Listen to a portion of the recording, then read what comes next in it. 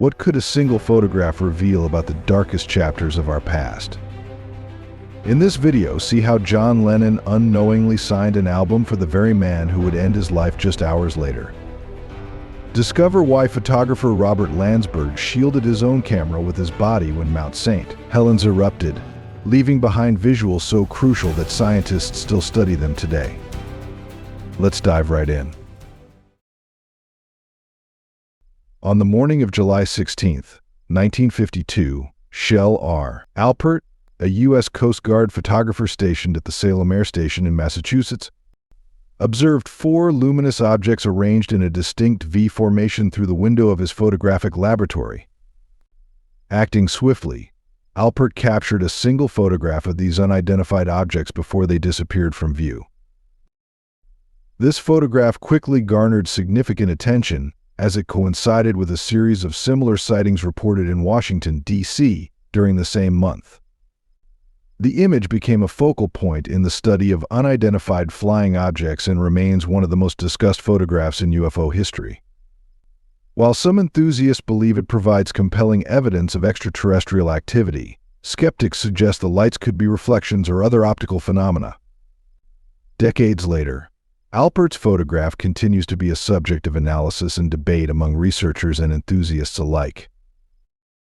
But what happens when a photographer doesn't just witness history, but sacrifices everything to capture it? In March of 1980, Mount St. Helens in Washington state began exhibiting signs of unrest.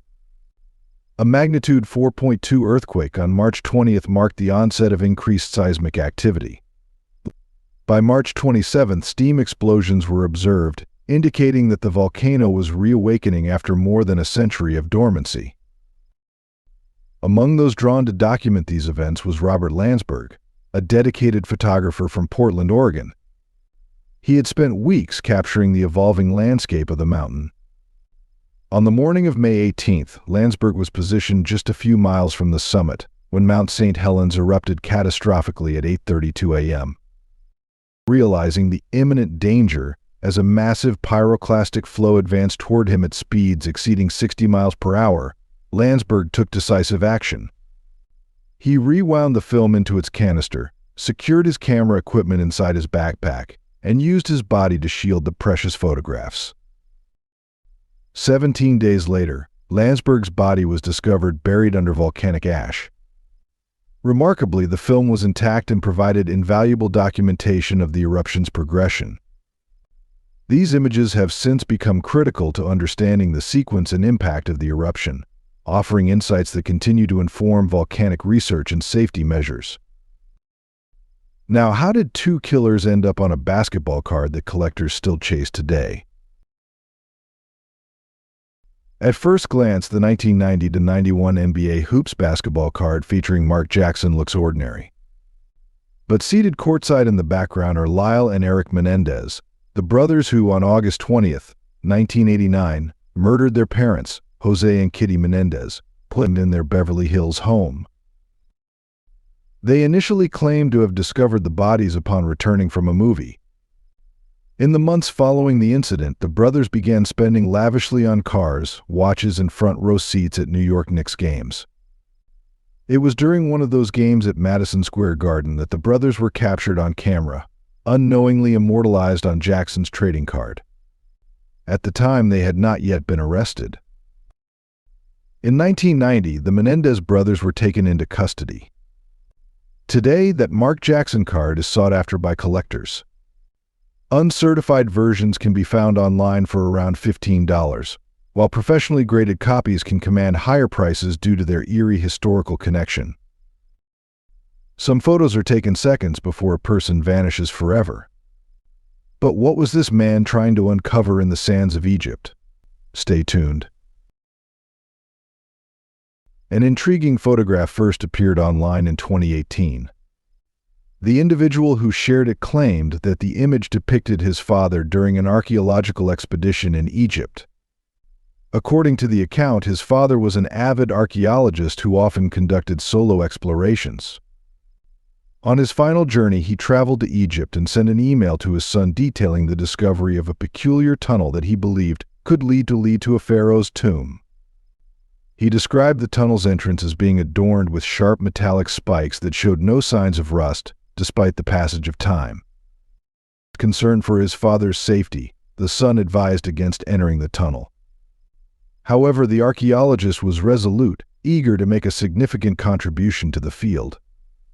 This decision led to his sudden passing.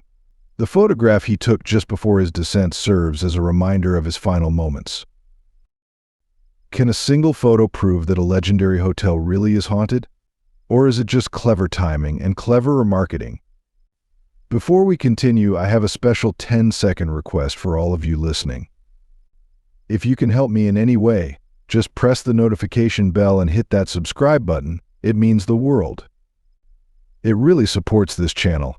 And if you do that for me, I promise my team and I will do everything we can to make this show even better for you. Deal?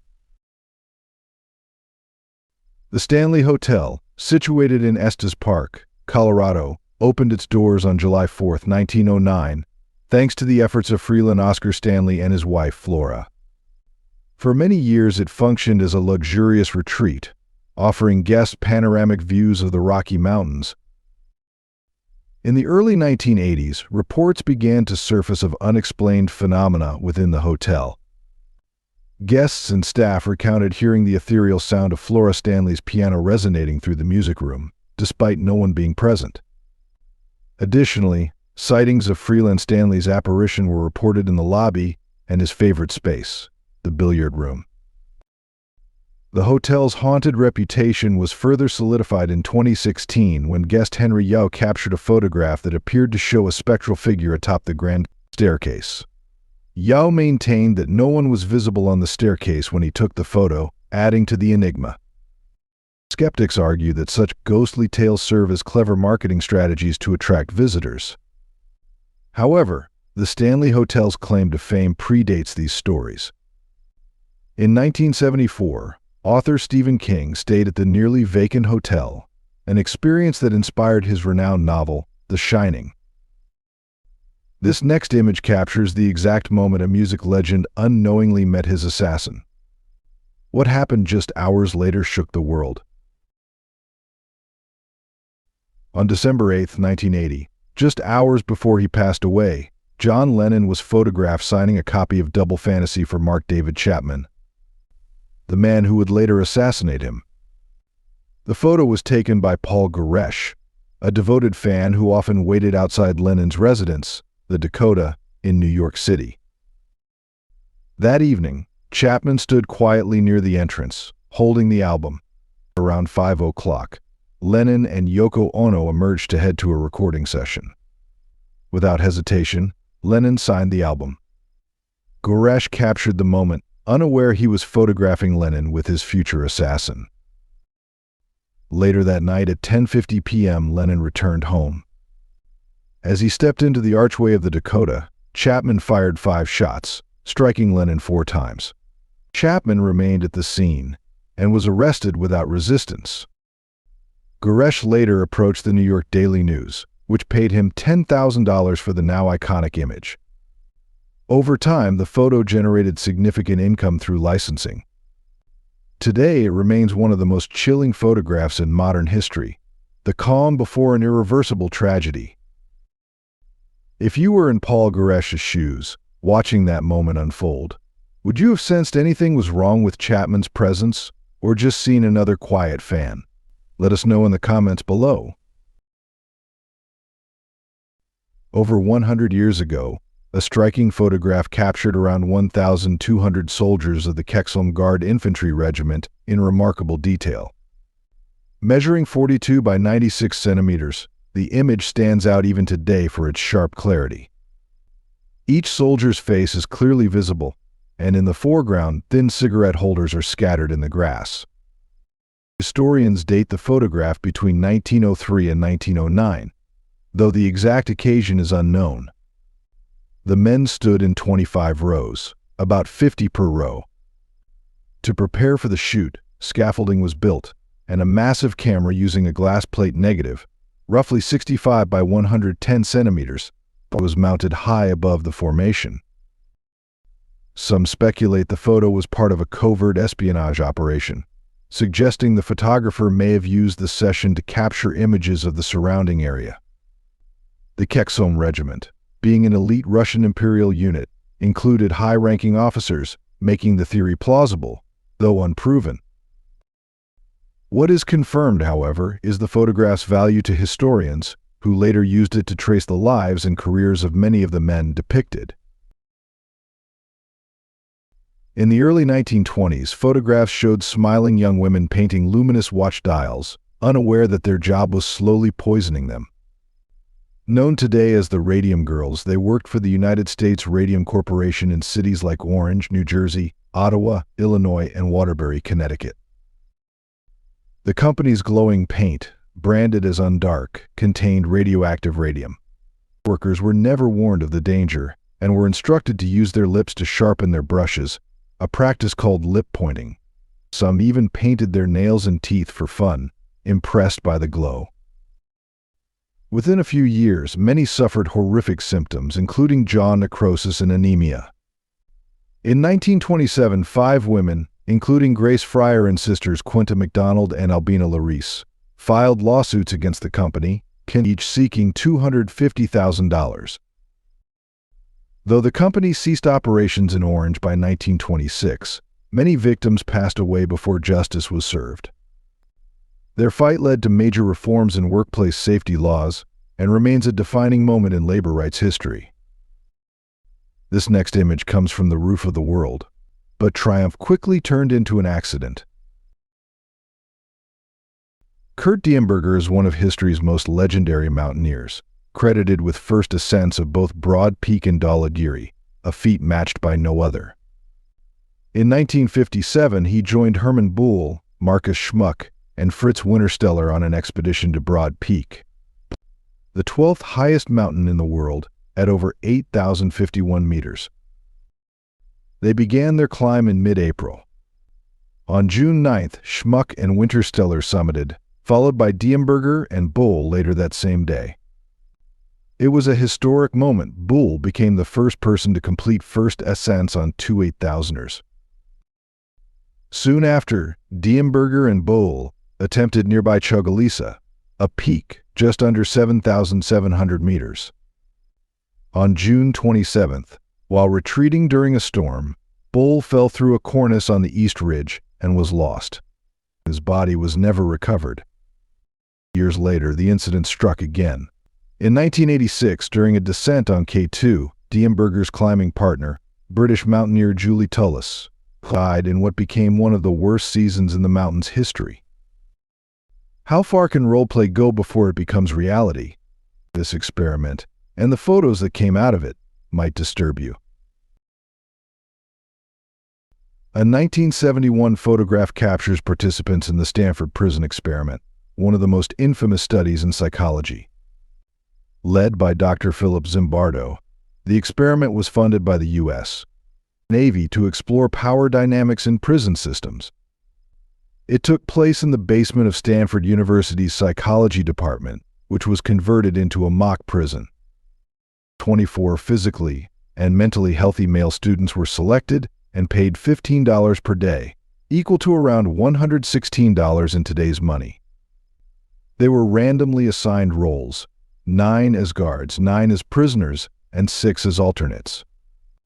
Once in uniform, a rapid psychological shift began. The guards quickly adopted authoritarian behavior, inventing punishments and asserting dominance. The prisoners, in turn, displayed emotional distress. One participant had to be released after just 36 hours. Although planned to last 2 weeks, the study was abruptly ended after only 6 days. A graduate student, Christina Maslach, who later married Zimbardo, voiced serious ethical concerns. The experiment remains a powerful example of how the environment and assigned roles can dramatically influence human behavior. In 1839, French inventor Louis Daguerre introduced the daguerreotype, the first widely usable photographic process. Although Joseph Nicephore Niepce had created the earliest permanent photograph years earlier, It was Daguerre's method that brought photography into public use. In the 19th century, photography was costly, and portraits were considered a luxury. Yet one genre unexpectedly gained popularity: memorial portraiture.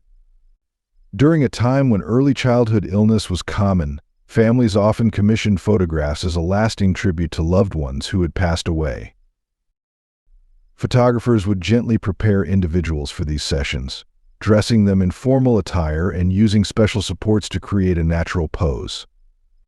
These portraits, sometimes including entire families, were regarded as meaningful keepsakes and handled with care and reverence.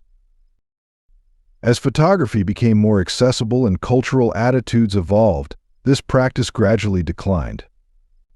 Yet today, these images remain a powerful reflection of grief, remembrance, and how people in the 19th century coped with personal loss. Would you keep a photo of a deceased loved one if it were the only image you ever had of them, dressed, posed, and looking alive? Let us know in the comments below. A photograph captures the smiling crew of Space Shuttle Columbia, 7 astronauts prepared and eager for launch. At that moment, none of them knew they were about to take part in one of the most tragic chapters in spaceflight history. On January 16, 2003, Columbia lifted off on what would be its final flight, mission STS-107. During launch, a suitcase-sized chunk of foam insulation broke off from the external fuel tank and struck the shuttle's left wing. Similar incidents had occurred before, so NASA engineers deemed the damage non-critical. 16 days later, on February 1st, at 8:15 in the morning, Columbia began its descent back to Earth. But by 8:53, sensors in the left wing and landing gear began to fail. At 8:59, all communication was lost.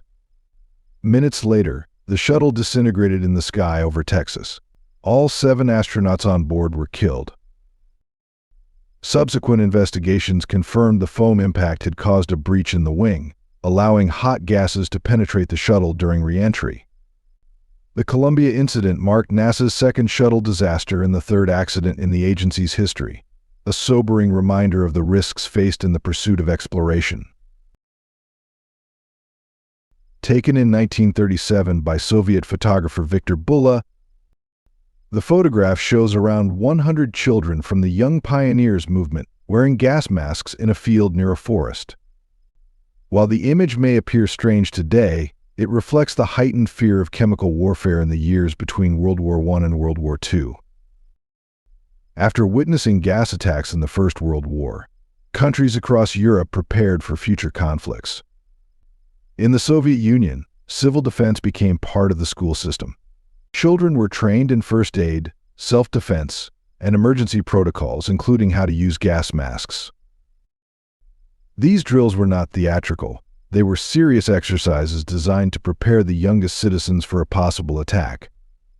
The idea was that protecting the future meant training it. Other nations adopted similar programs.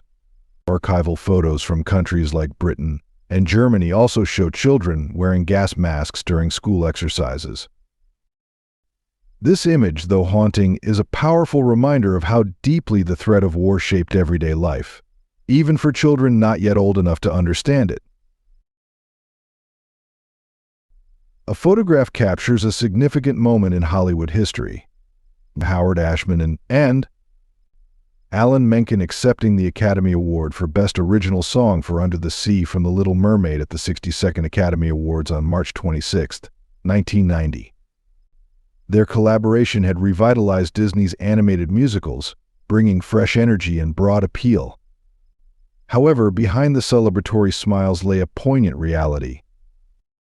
Shortly after this achievement, Ashman confided in Menken about his diagnosis with acquired immunodeficiency syndrome, a revelation that cast a heavy shadow over their professional triumphs. Despite his declining health, Ashman remained fully dedicated to their craft. He and Menken continued working together, channeling their efforts into the music for Beauty and the Beast. For Ashman, the creative process became a refuge, a way to focus on storytelling even as his condition worsened. Ashman passed away on March 14, 1991, at the age of 40, before the film was completed. He did have the chance to see a rough cut of the movie prior to his death. In tribute to his remarkable contributions, Beauty and the Beast was dedicated to his memory, honoring the man who gave a mermaid her voice and a beast his soul. An image shows Seaborn Beck Weathers, an American pathologist who miraculously survived the 1996 Everest disaster. At 49, he joined Rob Hall's Adventure Consultants expedition to summit the world's highest peak. Just below the balcony at around 8,400 meters, Weathers lost his vision due to complications from a recent radial keratotomy eye surgery, told him to wait while others continued upward. That night, a brutal storm struck. Temperatures plunged, and Weathers, unable to move, lost consciousness. He lay exposed in -40 degrees Celsius for nearly 15 hours. Incredibly, he woke up and managed to stagger back to Camp 4 alone. Severely frostbitten, he was later evacuated by helicopter from Camp 2, a rare feat at such an altitude. As of 2025, Beck Weathers is 78 years old and lives in Texas. His survival story is featured in John Krakauer's Into Thin Air and the film Everest, where he was portrayed by Josh Brolin. In 1972, the Rothschild family hosted a masquerade at their French chateau that continues to spark fascination. Known as the Surrealist Ball, the event brought together Europe's elite for an evening of art, fashion, and theatrical design, much of it influenced by Salvador Dali. Photographed by Baron Alexis de Rede, the guests appeared in elaborate, surreal costumes. One wore a birdcage as a headpiece, others donned double-faced masks. The hostess, Marie-Helene de Rothschild, stood out in a dramatic antlered headdress with sparkling stone details. The table settings featured symbolic and artistic elements, including shattered dolls and abstract sculptures, all designed to evoke a dreamlike and provocative atmosphere.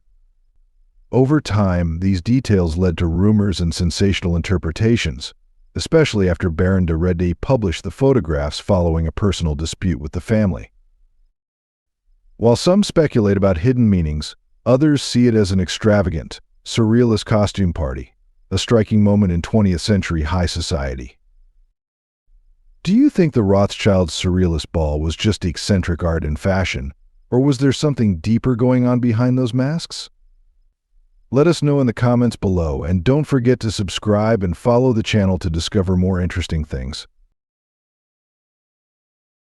In 1978, the popular TV show The Dating Game aired an episode that would later shock the public. The show's format had a female contestant ask questions to 3 hidden bachelors and choose one based on his voice and answers. That day, contestant Cheryl Bradshaw selected Rodney Alcala, a man who introduced himself as a successful photographer and thrill seeker. With his confident smile and polished appearance, he stood out immediately. But after meeting him backstage, Cheryl sensed something was off and declined the date. Her instinct may have saved her life. It was later revealed that Rodney Alcala was a convicted offender and, at the time of the episode, was already responsible for multiple violent crimes. He had previously served time and was later convicted of several murders. This story serves as a disturbing reminder. Even on a lighthearted game show, appearances can be deceiving and danger can hide in plain sight. The Dyatlov Pass incident remains one of the most baffling tragedies in modern history. In January of 1959, Igor Dyatlov led 9 experienced student hikers from the Ural Polytechnic Institute on a ski expedition through the northern Ural Mountains. They planned to reach the village of Vishay by February 12th, but no message ever came. A search began on February 19th. 1 week later, rescuers found the group's tent on Mount Koletsiakal, cut open from the inside and abandoned. Tracks led into the nearby forest, where all 9 bodies were eventually discovered within a 1.5-kilometer radius. The official investigation blamed a natural force, likely an avalanche or sudden wind event, causing the hikers to flee in panic. However, unusual injuries, and the group's scattered positions have fueled alternative theories, including military activity and unexplained phenomena. Would you hike a forbidden trail if it meant chasing the perfect view? One young man did, and vanished without a trace. The photo shows 18-year-old Dalen, who disappeared in February of 2015 after attempting to climb Hawaii's Haiku stairs, also called the Stairway to Heaven. Built in 1942, the nearly 3,922-step staircase led to a U.S. Navy radio station and was closed to the public in 2013 due to safety concerns. Despite warnings and family objections, Dalen planned the hike. On February 25th, he posted a photo of the stairs and told relatives he would climb them the next day. During the hike, he sent more images, one of which appeared to show a strange silhouette in the bushes behind him. Dalen never returned home. Search efforts included drones, volunteers, rescue teams, and support from a U.S. Navy helicopter, but no trace of him was ever found. To this day, the image and his disappearance remain the subject of online speculation. Some believe the mysterious figure might be linked to what happened, but no explanation has ever been confirmed. Dalen's story continues to raise questions about the risks of forbidden adventures and the unknowns they can uncover. The photo shows Anneliese Michel, the young German woman whose story later inspired the film The Exorcism of Emily Rose. Born in 1952, Anneliese was raised in a devout Catholic family, attending church regularly and praying daily. At age 16, she began experiencing blackouts and nighttime seizures. Doctors diagnosed her with temporal lobe epilepsy, but medical treatments brought no relief. Over time, she reported hearing voices and seeing disturbing visions. Her family, concerned and deeply religious, sought help from the church. After initial hesitation, 2 priests were granted permission to perform an exorcism. Over the next 10 months, Anneliese underwent 67 sessions. Her condition continued to deteriorate, and on July 1, 1976, she died from malnutrition and dehydration at the age of 23. Following her death, the priests were convicted of negligent homicide and received suspended sentences. Her parents were not charged. The case remains one of the most controversial examples of faith, mental health, and medical ethics in modern history. If you enjoyed today's video, please give it a like and don't forget to subscribe to the channel. Your support means a lot to us. Click on the video that appears on your screen right now. I hope you'll love this content. Comment below about the next topic you'd like to see featured on our channel. Thank you so much for watching, and we'll see you in the next video. Thanks for being with us. Leave a comment, like to show your support, and remember to hit that subscribe button for more exciting videos. See you next time.